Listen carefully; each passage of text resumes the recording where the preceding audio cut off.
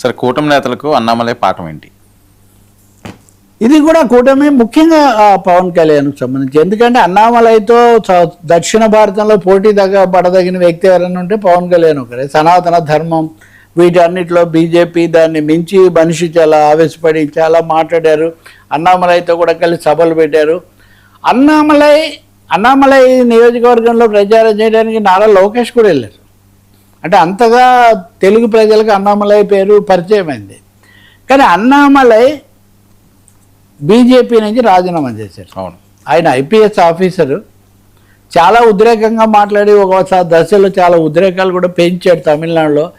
ఉదయనిధి స్టాలిన్ సనాతనాన్ని విమర్శించినప్పుడు ఈయన ఇటువైపు నుంచి ఉన్నాడు. ఇదంతా అయింది. కానీ నేను పూర్తిగా నిరాశపడ్డాను. నేను ఎంత చెప్పినా మా నాయకత్వం వినలేదు అని అనడంతో ఆగల.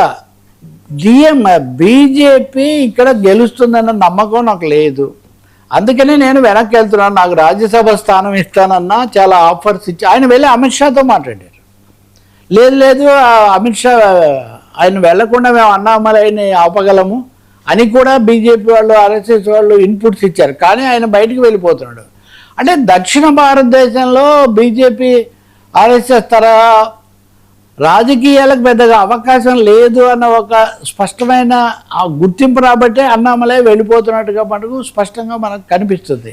ఇలాంటి సమయంలో ఆ మాత్రం కూడా లేని ఆంధ్రప్రదేశ్ కావచ్చు, తెలంగాణ కావచ్చు, కర్ణాటక ఒకటి మినహాయిస్తే, కర్ణాటకకు చాలా కారణాలు ఉన్నాయి, అది వేరే చర్చ. కేరళ కావచ్చు, కేరళలో కూడా వాళ్ళు ఉన్న కేంద్ర మంత్రిని తగ్గిస్తున్నారు.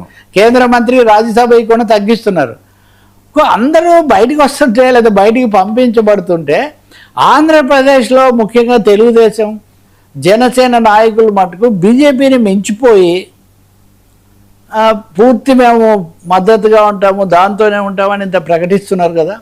ఇదేమైనా ఒక కొత్త గుణపాఠాలు ఏమైనా ఇస్తుందా అని మటుకు ఆలోచించుకోవాల్సిన అవసరం ఉంది. ఇంకోటేమో మన రఘురామకృష్ణరాజు గారు లాంటి వాళ్ళు విశ్వ హిందూ పరిషత్లు వాటిని నేరుగా రంగంలోకి తెచ్చి ఇక్కడ ఆకివీడిని అయోధ్యగా మారుస్తాము ఇట్లాంటివి కూడా తెస్తున్న సమయంలో ఈ కోణంలో జనసేన సంగతి నేను చెప్పలేను. ఎందుకంటే ఆయన సనాతనం అవి ఎక్కువ ఉన్నాయి కాబట్టి. బట్ తెలుగుదేశం అయితే ఆలోచించుకోవాల్సింది.